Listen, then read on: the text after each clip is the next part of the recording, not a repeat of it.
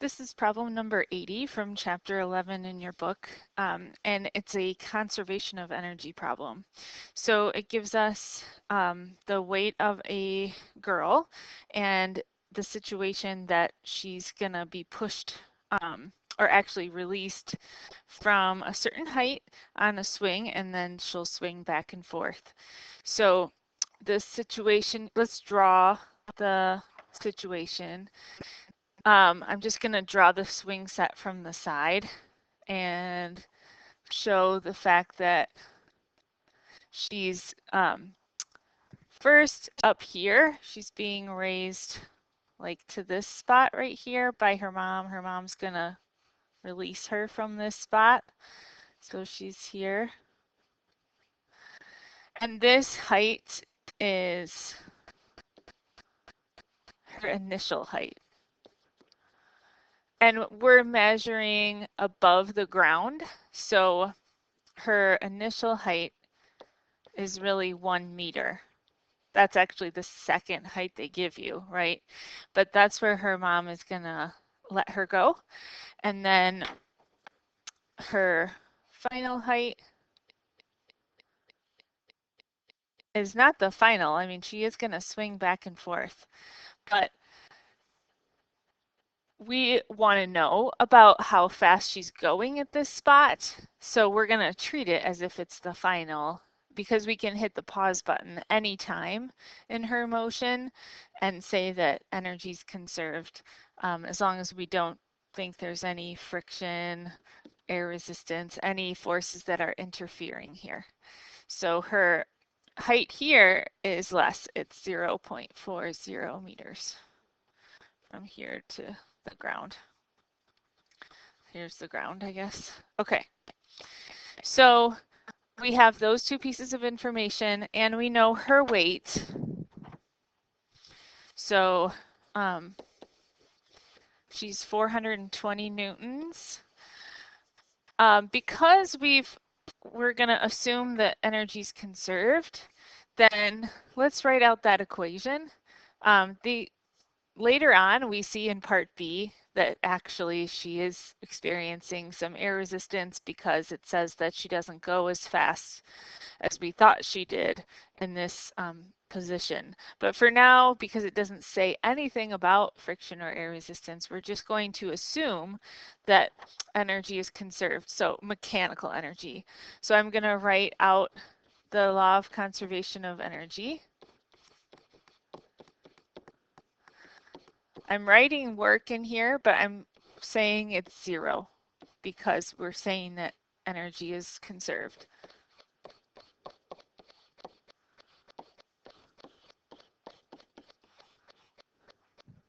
Okay.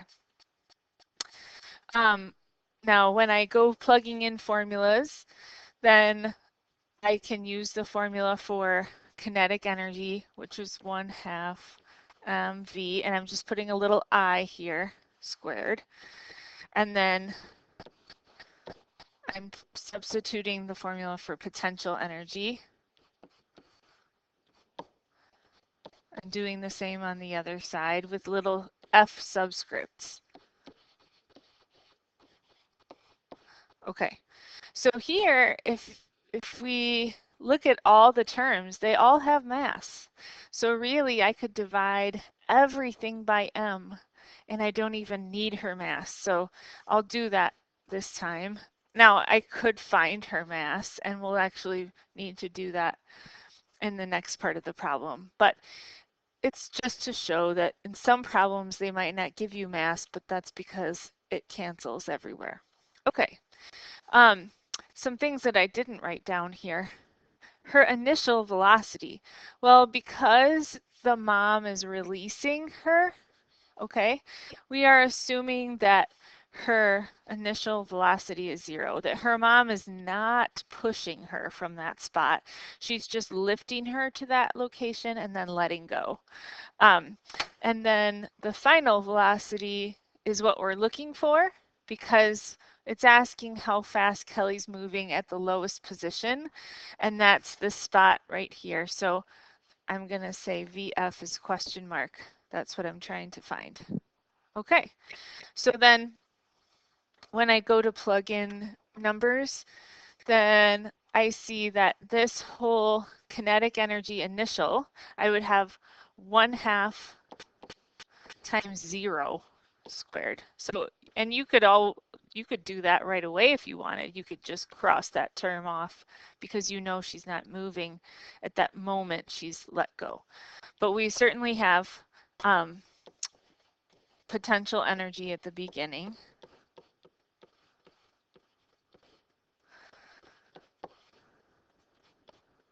And then here on the other side, we have our velocity final is unknown.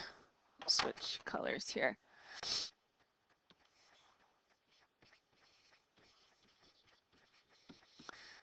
And we have her final height. Okay, so then when I simplify here, I've got 9.8. Notice I get meters times meters over seconds squared. I don't have joules here because I had crossed off the m's. So, and then on this side, hold on, I'm finding my calculator. I need to know what 0.4 times 9.8 is. Okay, so I have, I'm going to round that to 2 sig figs. Yep. And then I can subtract 3.9 from both sides.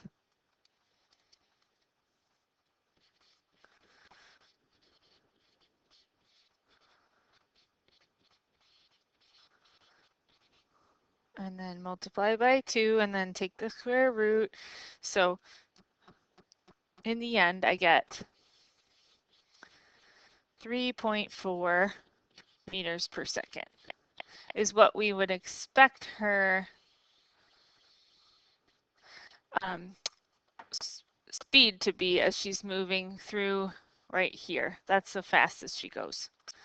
Okay, now part B though is asking or saying that she actually is going 2 meters per second, not 3.4. So it's asking us to find the work done by friction. So now we are being a little more realistic and we are writing out the equation, but we're going to include work and we're going to solve for that.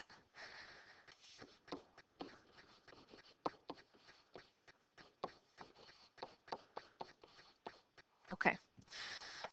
The givens are mostly the same. We still have the same heights, but we're changing the velocity at the lowest point. So here I'm still saying her mom is releasing her with no push. So she's not moving. And then I'm still plugging in here her potential energy information.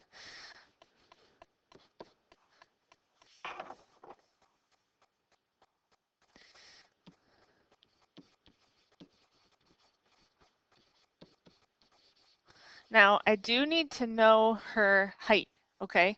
Because now if you notice, I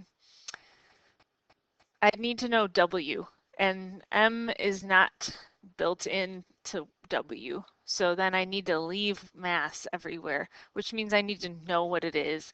So over in the margins here, let's solve for her mass. So if Kelly's weight, we know her weight is 420. So that's really, ooh, I'm running out of space. This is a negative, okay, and her mass times negative 9.8. So then if I divide that,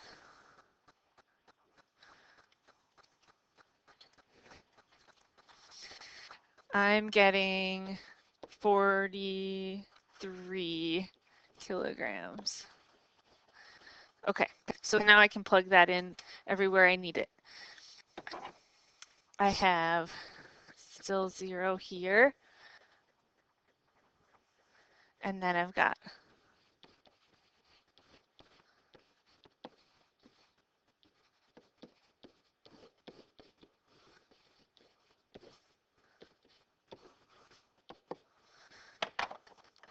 and you can start solving this on your calculator if you're ahead of me.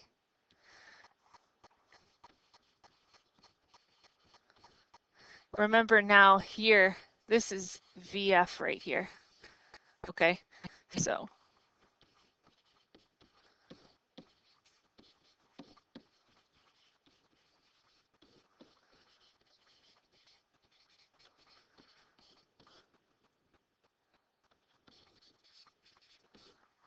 okay, so then it's just a matter of plugging all these numbers in and solving for W. Think about as you're doing the problem, do you expect work to be positive or negative? Here we end up with 420 joules plus work equals, and then on this side,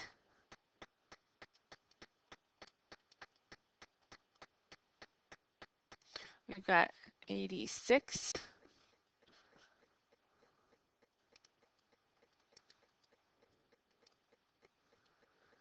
plus 1, I can only keep 2 sig figs, I guess, here, 170. Okay, so I end up with much less energy here on the right-hand side than 420. And that makes sense because friction does negative work, and I expect that I'm not getting as much energy out as the mom put in.